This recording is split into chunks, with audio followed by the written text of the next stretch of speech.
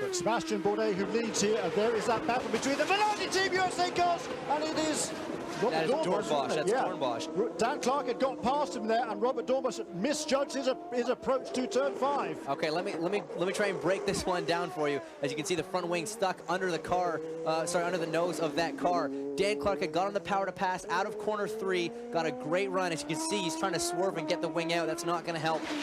Oh, this is just really unfortunate for one of the championship contenders. So, heading down into turn 5, Dan had gotten a great run, had made the pass, had made it so well he got completely past Robert Doornbos. As Robert Doornbos runs off, that's one way of getting rid of the debris. Yeah, it's one way of doing it. Maybe not to the likes of the guys behind him who are now shattered in carbon fiber bits.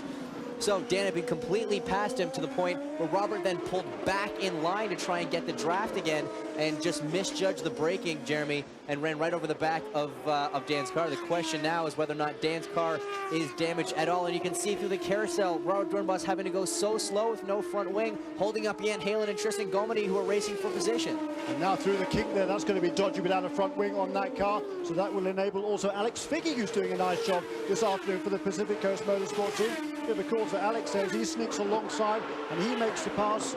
Was it? Yeah, there is Figge going past, and as you can see, Robert Doornbos. It certainly looked like, I don't think you could pin any blame on that incident between these two Minardi Team USA cars on Dan Clarke. It was Robert Doornbos, I would say, certainly from my first look at it, who made the misjudgment going into that corner. He passed again there by Bruno Junqueira, and now we'll see Robert Doornbos on pit lane. I'd love to see a replay of that, just kind of see exactly how it all broke down and the kind of time frame of what happened. But ultimately, Jeremy, yeah, it's one of the things where, you know, the guy, ask any insurance company, the guy who hits from the back, he's pretty much guilty as charged. So Robert Doornbos is going to come in now, pit for a wing, but this has really ruined his afternoon. So there is Robert Doornbos. He brings that car onto pit lane. The guys will go to work. Just hang out here.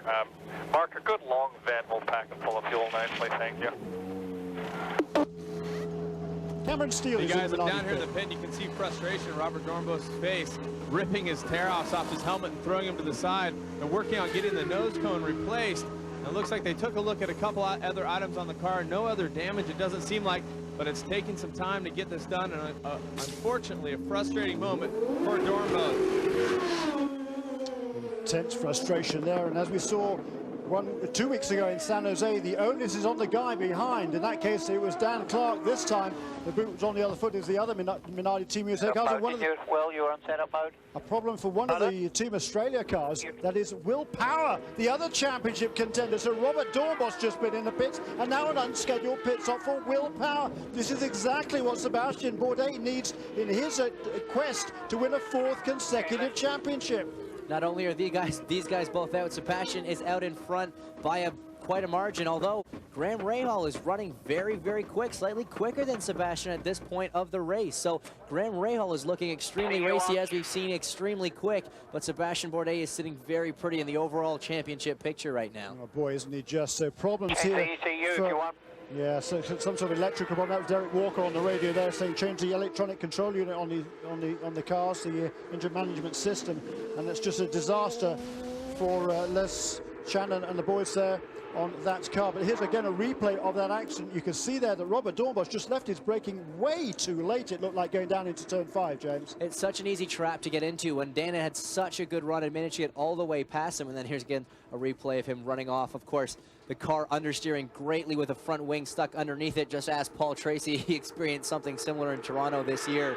So here it is. He just misjudged the braking, tried to go down a little bit too late. And you know, Dan is so lucky his car did not get any damage. Not even a puncture? And I can say there's no damage because the last lap that he completed, he was only 1/100th slower than Graham Rahal. So he's still very much on the pace.